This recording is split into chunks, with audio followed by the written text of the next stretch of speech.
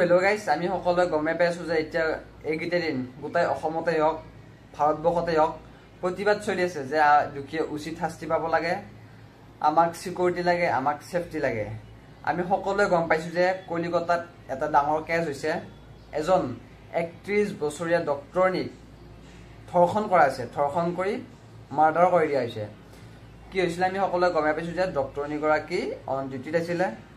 36 ঘণ্টা। তাৰ পাছত ডক্টৰনীগৰাকীয়ে খাই বৈ লৈ নিজৰ ছেমিনাৰ ৰুমত ৰেষ্ট কৰিব গৈছিলে আৰু ৰেষ্ট ল'ব যোৱাৰ সময়তে এটা নৰপিশাচে আহি সেই ডক্টৰনীগৰাকীক ধৰ্ষণ কৰি মাৰ্ডাৰ কৰি গৈছে। তো ফাৰ্ষ্ট ৰুমত সোমাই ডক্টৰনীগৰাকীক ধৰ্ষণ কৰিলে, ধৰ্ষণ কৰি গোটেই চকুতে হওক দেহতে হওক বহুত দাগ পৰিছে, বৰ বেয়াকৈ আঘাত কৰি মাৰ্ডাৰ কৰি গৈছে। এতিয়া আপোনালোকক আজি মই ক'বলৈ চেষ্টা কৰিম যে আচলতে আজি মোৰ মনোভাৱটো কেনেকুৱা হ'লে এই ৰেপ কেছবোৰ বা এই ঘটনাবোৰ কমিব আৰু কেনেকুৱা হোৱা উচিত, আজি সেই সম্পৰ্কে আপোনালোকক অলপ ক'বলৈ চেষ্টা কৰিম। তো বলক আজি আমি ভিডিঅ'টো আৰম্ভ কৰোঁ। তো চাওক, এতিয়া আমি সকলোৱে প্ৰতিবাদ কৰিছোঁ যে আমাক ছেফটি লাগে, সকলোৱে প্ৰতিবাদ কৰিছোঁ। আচলতে মই ভাবোঁ যে ফাৰ্ষ্ট মেইন পইণ্টটো হৈছে যে দোষীক ভাল উচিত শাস্তি দিব লাগে। চাওক, যদি আমাক আজি প্ৰত্যেকগৰাকী ডক্টৰকে হওক বা প্ৰত্যেক হস্পিটেলতে হওক ভাল ছেফটি দিয়াৰ পাছতো এনেকুৱা ঘটনা হ'ব পাৰে বা এনেকুৱা ঘটনা হোৱাৰ চান্সেছ আছে। যদি এই দোষীক উচিত শাস্তি দিয়া নাযায় তেতিয়াহ'লে এনেকুৱা ঘটনা আৰু হৈয়ে থাকিব। কেছটো বুজি পাইছেনে? চাওক, আজি ধৰা হ'ল প্ৰত্যেকখন হস্পিটেলতে এতিয়া যিমান ছেফটি আছে বা যিমান চিকিউৰিটি আছে তাতকৈ আৰু বেছি চিকিউৰিটি দিলে বা আৰু ছেফটি দিলে তাৰ পাছতো হোৱাটো 100% চান্স আছে। কাৰণ যদি এজন ধৰ্ষণকাৰীয়ে এজন ডক্টৰনীকে হওক বা যাকে নহওক ধৰ্ষণ কৰিম বুলি ভাবিব, তেওঁ চিকিউৰিটি থকাৰ পাছতো তেওঁ বিভিন্ন ৰূপত যাব পাৰে। ধৰ তেওঁ ৰোগী হিচাপে যাব পাৰে ডক্টৰনীৰ ওচৰত বা বেলেগ কিবা ৰূপত যাব পাৰে, চিকিউৰিটি থকাৰ পিছতো যাব পাৰে। যদি এই ধৰ্ষণ কৰা যিগৰাকী ডক্টৰনীক ধৰ্ষণ কৰিছে সেই মানুহজনক, সেই নৰপিশাচটোক যদি উচিত শাস্তি দিয়া নাযায় তেতিয়াহ'লে কেতিয়াও এনেকুৱা এই ৰেপ কেছবোৰ বা এনেকুৱা ঘটনাবোৰ নকমে। যদি এই ধৰ্ষণকাৰীটোক মানে যিজনে ধৰ্ষণ কৰিছে ইয়াক উচিত শাস্তি দিয়া নহয় তেতিয়া এনেকুৱা ঘটনা আৰু বহুত হৈয়ে থাকিব। চাওক, আচলতে আজি মোৰ মনোভাৱটো কৈছোঁ, যদি কি হয় আজিৰ তাৰিখত মই বহুত দেখিছোঁ যে অসমতে হওক বা গোটেই ভাৰতবৰ্ষতে হওক বহুত ডাঙৰ কেছ হৈ আছে। ৰেপ কেছেই হওক বা মাৰ্ডাৰ কেছেই হওক, মানে বিভিন্ন ধৰণৰ কেছ হৈ আছে। আমি যদি অসমতো চাব যাওঁ, অভিজিত নীলোৎপলৰ ক্ষেত্ৰতে হওক, যে আজিৰ তাৰিখতো দোষীয়ে উচিত শাস্তি পোৱা নাই। যেতিয়া এজন ক্ৰিমিনেলে এজন ছোৱালীক ধৰ্ষণ কৰিব তেতিয়া কি হ'ব, ফাৰ্ষ্ট সিহঁতৰ মানে মাইণ্ডছেটটো কেনেকুৱা, সিহঁতে ভাবিব যে আমি ধৰ্ষণ কৰিলোঁ, আমাৰ কোনো চিন্তা নাই। কাৰণ অসমতে হওক বা ভাৰতবৰ্ষতে হওক এনেকুৱা এখন আইন নাই বা এনেকুৱা এটা শাস্তি নাই যে আমি ধৰ্ষণ কৰাৰ পাছত আমাক মাৰ্ডাৰ কৰি দিব লগে লগে, এনেকুৱা কোনো আইন নাই। গতিকে সিহঁতে সেই কামবোৰ কৰিবৰ কাৰণে সিহঁতে কেতিয়াও ভয় নকৰে। সিহঁতে ভাবিব কি ধৰ্ষণটো আমি কৰিমেই, ধৰ্ষণটো কৰিলে আমাৰ হায়েষ্ট শাস্তি কি হ'ব, হায়েষ্ট আমাৰ 5 মাহ জেল হ'ব, 1 বছৰ জেল হ'ব, 3 বছৰ জেল হ'ব, এনেকুৱা হ'ব।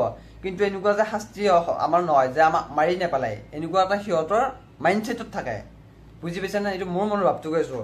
যদি আজিৰ তাৰিখত যদি আমি সেই যিজন নেকি এই সঞ্জয় ৰয় নামৰ নৰপিশাচ ডক্টৰনীজনীক ধৰ্ষণ কৰিলে আমি সিয়াক যদি উচিত শাস্তি নিদিওঁ তেতিয়া এনেকুৱা বহুত কেছ হ'ব। যদি আমি সেই নৰপিশাচটোক ৰাইজে হওক বা চৰকাৰে হওক, ফাৰ্ষ্ট চৰকাৰে এই বস্তুটোত গুৰুত্ব দিব লাগিব, চৰকাৰে সিয়াক উচিত শাস্তি দিব লাগিব। যদি চৰকাৰে সিয়াক উচিত শাস্তি নিদিয়ে তেতিয়া এনেকুৱা বহুত কেছ হ'ব। তেতিয়া বহুত ক্ৰিমিনেলে হওক মানে ভাবিব কি কেতিয়াও আমাৰ মৃত্যু নহয়, কেতিয়াও আমি এনেকুৱা ৰেপ কৰিলে হওক বা মাৰ্ডাৰ কৰিলে আমাক মাৰি নেপেলাই, আমাক জেলহে দিব বা এনেকুৱা আমাক বহুত বছৰ ধৰি কেছ চলি থাকিব, কিন্তু আমাৰ মৰণ নাই। এই বস্তুটো সিহঁতে ভয় নাখায়। ফাৰ্ষ্ট কি কৰিব লাগিব, প্ৰত্যেকজন ধৰ্ষণকাৰীকে হওক বা প্ৰত্যেকজন মাৰ্ডাৰ ক্ৰিমিনেলকে হওক আমি উচিত শাস্তি দিব লাগিব। এনেকুৱাকৈ শাস্তি দিব লাগিব যে যাতে কোনোবা এজনে যদি এজন ছোৱালীক ধৰ্ষণ কৰিব খোজে সি 1000বাৰ চিন্তা কৰিব লাগিব আচলতে ধৰ্ষণ কৰাৰ পিছত বা মই এজনী ছোৱালী ৰেপ কৰাৰ পাছত মোৰ অৱস্থা কি হ'ব পাৰে, মোক চৰকাৰে হওক বা ৰাইজেই হওক কেনেকুৱা অৱস্থা কৰিব পাৰে, কেনেকৈ জীয়াই মাৰিব পাৰে, সেই বস্তুটো মানে কৰিব লাগিব চৰকাৰে, সেই চিষ্টেমটো কৰিব লাগিব। যদি আজি এনেকুৱা কেছবোৰ কি হ'ব, আজি ধৰ্ষণ কৰিলে, ধৰ্ষণ কৰাৰ পাছত ইয়াৰ ওপৰত কেছ চলিব, কেছ চলি গৈ গৈ গৈ গৈ গৈ এদিন আকৌ সি মুক্ত আকাশৰ তলত ঘূৰি থাকিব। কেতিয়াও সি তেতিয়া ভয় নাখায় বা আন মানুহবোৰে সেই বস্তুটো দেখি ভয় নাখায়। যদি আজি এনেকুৱা দোষীক শাস্তি দিয়া হয়, এনেকুৱা ক্ৰিমিনেলবোৰক উচিত শাস্তি দিয়া হয়, তেতিয়া যিজন লোকে বা যিবিলাক মানুহে কাৰোবাক ধৰ্ষণ কৰিব খোজে বা মাৰ্ডাৰ কৰিব খোজে, সি 1000বাৰ ভাবিব লাগিব বা 100বাৰ ভাবিব লাগিব যে এজন ছোৱালীক ধৰ্ষণ কৰাতে কেনেকুৱা সিয়াৰ জীৱনটো কেনেকুৱা কৰি দিব পাৰে, কেনেকৈ সিয়াক জীয়াই জীয়াই মাৰিব পাৰে। সেই বস্তুটো মানে চৰকাৰে হওক বা অসমৰ ৰাইজেই হওক, ভাৰতৰ ৰাইজেই হওক, সেই বস্তুটো কৰিব লাগিব। যদি আমি প্ৰত্যেকজন ধৰ্ষণকাৰীকে হওক বা প্ৰত্যেকজন ক্ৰিমিনেলকে হওক, যিহকে নহওক কিয়, আমি যদি এটা ইমান ডাঙৰ ঘটনা হৈ যোৱাৰ পিছতো, ইমান ডাঙৰ এটা কেছ হৈ যোৱাৰ পাছতো আমি যদি এৰি দিওঁ, তেতিয়া নেক্সট বাকীবিলাক মানুহেও বা বাকীবিলাক লোকেও কি কৰিব, এই কামবিলাক কৰিব ভয় নকৰিব।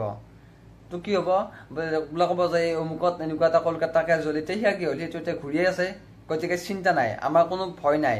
সেই হিচাপত সেইটো ভাবি আকৌ সিহঁতে আগবাঢ়ি যাব বিভিন্ন ধৰণৰ বেয়া কাম কৰিবলৈ। গতিকে 1 নম্বৰ কথা হৈছে যে ফাৰ্ষ্ট দোষীক যেতিয়া উচিত শাস্তি দিয়া হ'ব, তেতিয়া চব নিজে নিজে ঠাণ্ডা হৈ যাব। যদি দোষীক উচিত শাস্তি দিয়া নহয়, তেতিয়া কোনো যিমান চিকিউৰিটি দিলেও বা যিমান সেয়া দিলেও মই ভাবোঁ যে এনেকুৱা ঘটনা হ'বই। গতিকে ফাৰ্ষ্ট কি কৰিব লাগিব, দোষীক উচিত শাস্তি দিব লাগিব। যেতিয়া দোষীক উচিত শাস্তি দিব লাগিব, তেতিয়া প্ৰত্যেকজন মানুহে বা প্ৰত্যেকজন লোকে ভাবিব যে এটা ঘটনা কৰাৰ আগত বা এটা ৰেপ কেছ কৰাৰ ওপৰত 100বাৰ ভাবিব লাগিব যে কিমান ভয়ংকৰ হ'ব পাৰে। ফাৰ্ষ্ট দোষীক উচিত শাস্তি দিব লাগিব, তেতিয়া মোৰ মতে চব নিজে নিজে ঠাণ্ডা হৈ যাব। আৰু চাওক, 2022 চনৰ ৰেকৰ্ড অনুসৰি ভাৰতবৰ্ষত প্ৰায় 31,000ৰো অধিক ৰেপ কেছ হৈছে। গতিকে ভাবি চাওক কিমান ৰেপ কেছ হৈ আছে, দৈনিক প্ৰায় 87+ ৰেপ কেছ হৈ আছে ভাৰতবৰ্ষত। আৰু ইমান ৰেপ কেছ হৈ থকাৰ পিছতো চেণ্ট্ৰেল গভমেণ্টে হওক বা ষ্টেট গভমেণ্টে হওক কিয় একো ৰিয়েকশ্যন লোৱা নাই সেইবিলাকৰ ওপৰত। আৰু এনেকুৱা হৈয়ে থাকিব যদি সেইবিলাকৰ ওপৰত, সেই ক্ৰিমিনেলবিলাকৰ ওপৰত, সেই নৰপিশাচবিলাকৰ ওপৰত উচিত শাস্তি লোৱা নহয়।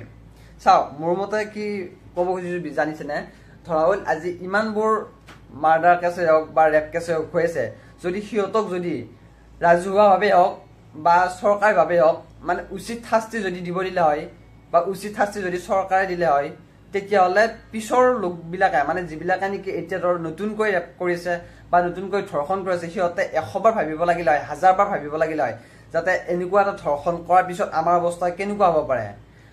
আজি ডেইলি ইমান ৰেপ কেছ হৈ আছে, ইমান মাহে মাহে বছৰে বছৰে ইমান ধৰ্ষণ কৰিছে, তাৰ পিছতো একো ৰিয়েকশ্যন নাই, যিটোৰ কাৰণে বাকীবিলাক মানুহেও ধৰ্ষণ কৰিবলৈ কোনো ভয় নকৰে। কাৰণ কিয়, সিহঁতে ৰেপ কৰাৰ পিছতো সিহঁতৰ কি হ'ব, হায়েষ্ট কেছ চলিব, 1 বছৰ জেল, 2 বছৰ জেল, 3 বছৰ জেল, কেছ চলি থাকিব, কিন্তু সিহঁতৰ কোনো ধৰণৰ মাৰ্ডাৰ নাই, সিহঁতৰ মৰণ নাই। গতিকে সিহঁতে এই কামবোৰ কৰিবলৈ কেতিয়াও ভয় নকৰে। যদি প্ৰত্যেকজন লোককে, এই প্ৰত্যেকজন ক্ৰিমিনেলকে যদি উচিত শাস্তি দিলে হয় বা মাৰ্ডাৰ কৰিলে হয়, তেতিয়াহ'লে 1000বাৰ ভাবিব লাগিলে হয়। পিছৰ লোকসকলে যিবিলাকে নেকি ৰেপ কৰে বা যিবিলাকে নেকি মাৰ্ডাৰ কৰে, সিহঁতে 1000বাৰ ভাবিব লাগিলে হয়, যাতে এনেকুৱা এটা ঘটনা কৰাৰ পিছত বা মই এনেকুৱা এটা কাণ্ড কৰাৰ পিছত মোৰ অৱস্থা কেনেকুৱা হ'ব পাৰে। গতিকে সেই বস্তুটো চৰকাৰে কৰা উচিত, তেতিয়াহ'লে এনেকুৱা ঘটনাবোৰ নহ'ব। এইখিনি মই মোৰ মন্তব্য ক'লোঁ, আপোনালোকে কমেণ্ট বক্সত জনাব আচলতে এইখিনি মই কোৱা কথাখিনি সঁচা নে মিছা, বা এনেকুৱা হ'লে হয়তো মোৰ মতে এনেকুৱা নৰপিশাচবিলাকক উচিত শাস্তি দিলেহে আচলতে ভাৰতবৰ্ষতে হওক বা অসমতে হওক এনেকুৱা ঘটনাবোৰ কমিব। যদি দোষীক যদি উচিত শাস্তি দিয়া নাযায়, তেতিয়াহ'লে কোনেও ভয় নকৰে। তো কি ভাবিব যে আমাৰ কোনো ধৰণৰ শাস্তি নাই, আমাৰ কোনো ধৰণৰ সিহঁতে ৰিয়েকশ্যন নলয়, গতিকে এনেকুৱা কামবোৰ কৰিব কোনো ভয় নকৰে। যদি সিহঁতক উচিত শাস্তি দিয়া হয়, তেতিয়া প্ৰত্যেকজন লোকে বা প্ৰত্যেকজন মানুহে 100বাৰ বা 1000বাৰ ভাবিব। আৰু তাৰ পাছতো যদি এনেকুৱা কেছ কৰে, সি মানসিক ৰোগী হ'ব লাগিব। আৰু তো এইটোৱে আছিল আজিৰ ভিডিঅ'টো। তো কেনেহ'লে আপুনি জনাব আৰু আপোনাৰ মতামতটো কমেণ্ট ছেকশ্যনত জনাব।